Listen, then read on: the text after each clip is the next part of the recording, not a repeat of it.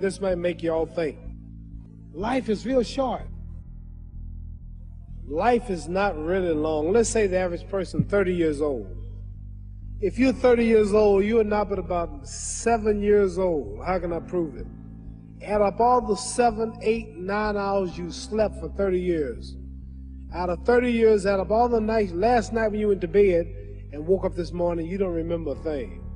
You've been unconscious for about 8 years. If you're 30 years old, you slept about 8 years.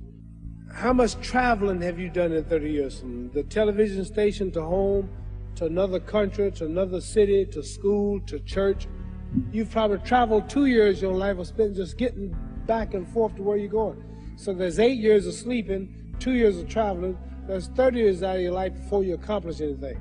How long do you sit in school? In America, we stay in school from the 1st grade to 12th grade. Same here? Yeah. 6 hours a day for 12 years. Break it down. You sat in the classroom for 3 years without leaving. Okay, 2 years of traveling, 8 years of sleeping, 3 years of school. How many movies have you went to? How many wrestling matches? How much entertainment? How many movie theaters, live plays, baseball games? Probably 2 years of entertainment. So you add up all your traveling, add up all your sleeping, add up all your school, add up all your entertainment, you've probably been half your life doing nothing. So by the time you have children, by the time you have made a way for your children, by the time you've paid for your home, you're pushing 60 years old. I'm 35 years old. 30 more years, I'll be 65. In those 30 years, I have to sleep 9 years. I don't have 30 years of daylight. I have to travel back to America, take 6, 7 miles. All my traveling, probably 4 years of traveling in the next 30 years, about 9 years of sleeping, television, movies, entertainment, about 3 years of entertainment.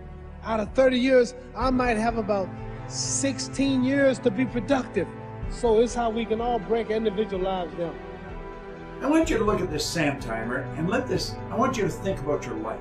The sand in the top of the glass represents the future. The sand in the bottom of the glass represents the past.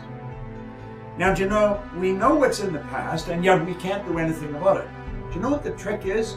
You don't know how much sand's in the top of the glass. You may think you have a lot, you might only have a little. Then again, you may think you have a little, and you might have a lot. And I have found the people that win are the people who make up their mind. They're not going to waste the minutes. They're going to be productive. They're going to make it happen every minute. What are you going to do with the time you have left? What are you going to do? I say that if you don't reposition yourself, you could miss the best time in your life. If you don't know what time it is, time will get away from you, and you won't know where it went. I have only just a minute, only 60 seconds in it, forced upon me, can't refuse it, didn't seek it, didn't choose it. But it's up to me to use it. I must suffer if I lose it, give an account if I abuse it. Just a tiny little minute, but an eternity is in it.